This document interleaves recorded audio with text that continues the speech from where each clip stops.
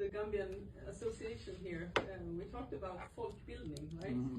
Yeah, I don't exactly. know what word you use in English or your own language for that. Civic education. Civic education, okay.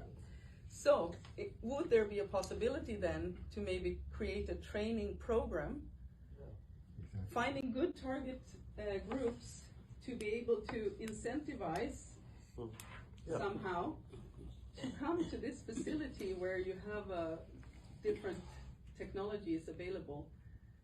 Those women, if you suggested that, could be trainer of trainers, right? And these people coming there would learn and be able to maybe get a little bit of a starting capital to invest into buying one of the things or maybe two of them, and they would realize, okay, if I have this, in 3 months' time I will be able to work more on the field because now I don't need to do this, or I don't need to go and fetch firewood, or there are different time benefits and monetary benefits, right? So maybe that could be a way forward. Very well. I just, for example, this is about environment, and maybe it also has to do with trying to find local solutions, for example. That's why I'm thinking that maybe biogas projects, or to take initiations into trying to do something with the waste, as you said, vegetables, and yesterday His Excellency talked about fruit waste also. We have a lot of that. Seasonal, for example, is a lot of things that are seasonal, and there are no systems of conserving them.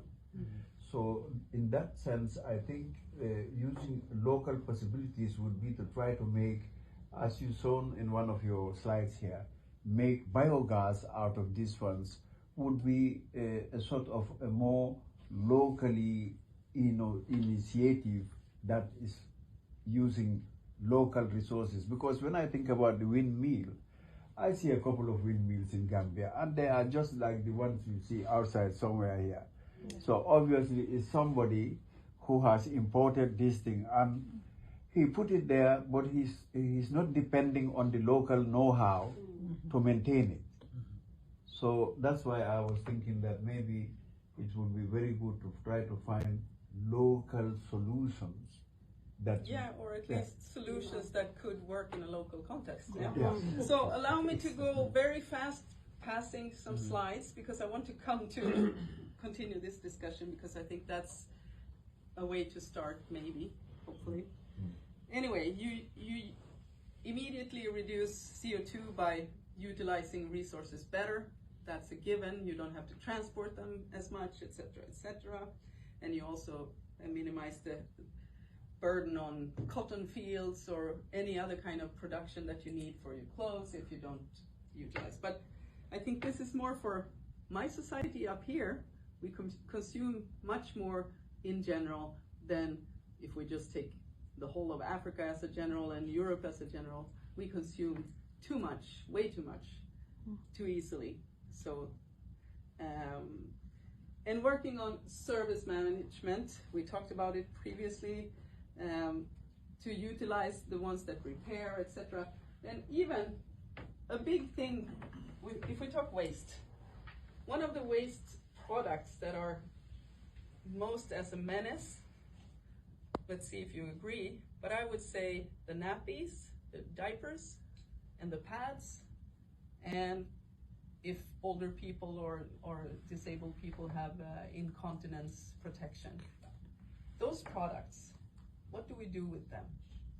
Are they easy to burn out on the street or wherever anyone wants to burn? No. So those are piling up, right? And it's also a dignity question, right? Because usually the people who are most vulnerable, they live where these things gather. So it's also a risk of spreading diseases, etc., etc. You know the words, yeah? What about if someone, or many, hopefully, could create businesses renting out, now bear with me the idea, renting out fabric, textile, diapers, and even they could do pads.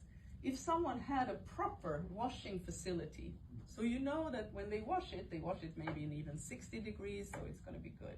Yeah, and they have a certificate that they are very good at washing things. Okay? And then they work together with someone who runs around, and you have your own tag on your pads or whatever, or diapers or da-da-da. So you leave it to me, I put it in a bag, I bring it, I wash it, I bring it back to you, even the same day or next day.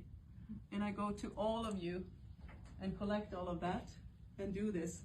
And the tags could even be a QR code if we're going to be technology, you know, that could make it safe and sound.